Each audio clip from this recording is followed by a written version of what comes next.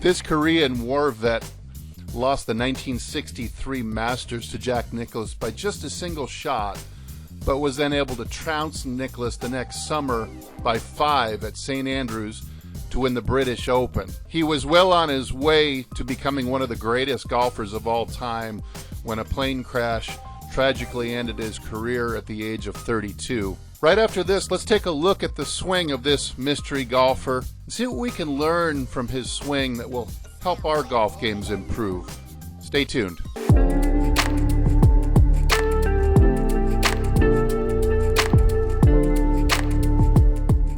With 12 PGA wins in just 4 years and an incredible 9 1-1 Ryder Cup record, Tony Lema was on his way to becoming one of the greatest golfers in history. Let's take a look at one of the all-time classic power swings. So first, I've drawn a red line vertically from his right hip bone. I want you to see this was kind of more the old school way of moving the hips. You're going to see right away that he kind of sways to the outside of that red line.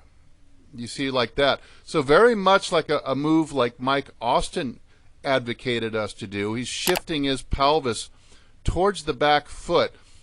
Unlike what is more common today, golfers are tending to shift their pelvis more towards their front foot near the top of the swing. So this really loaded him up, his weight up into the back foot, and also created, you'll see this tilt in his hips right here. So let's draw a line across his hips,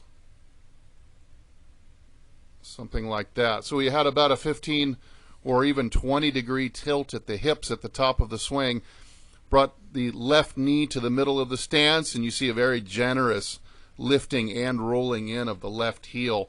Boy, is he loaded up for power at the top of the swing. Now, looking at it from the down the line view, you can see that this tilting of the hips has created quite a bit of shoulder tilt at the top of the swing. Now, here's one of the greatest moves from the top down into the slot, rivaling Hogan or anybody else.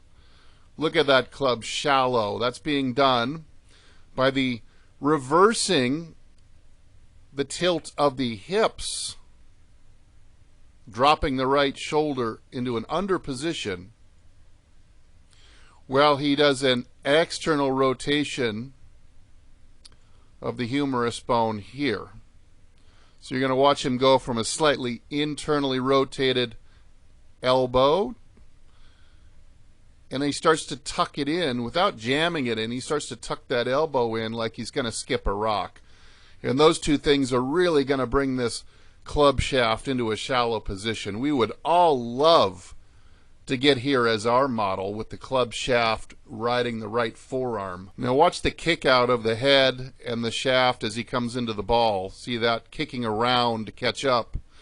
This is because the handle path, while it's shallow and from the inside, is going to return shallow and inside on the exit as well. That's going to give us that whipping effect that we need to square the club face up without flipping it. So you're going to watch the follow through here.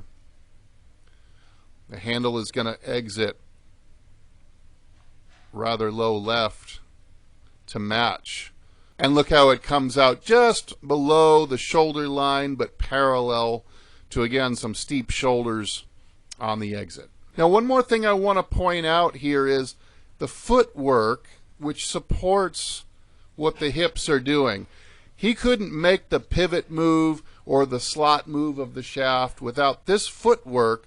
Notice that his right heel is ahead of his big toe. The only part of the shoe that's touching the ground here is the inside of the big toe, while his heel leads. This foot positioning creates a ground up chain reaction to help position the right knee, the right hip, allows the right shoulder to get low, so he can go under into the rock skip position and really give this thing a throw while keeping the club face square to the arc.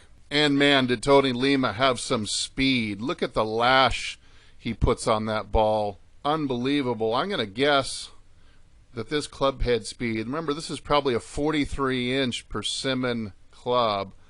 I'm going to guess that that's somewhere in the neighborhood of 120 miles an hour club speed. That is really fast. It wouldn't shock me if he was using today's equipment if he wasn't somewhere up around 128 or 130 miles an hour club head speed. He would have been a really long hitter. I mean, just look at that whip action.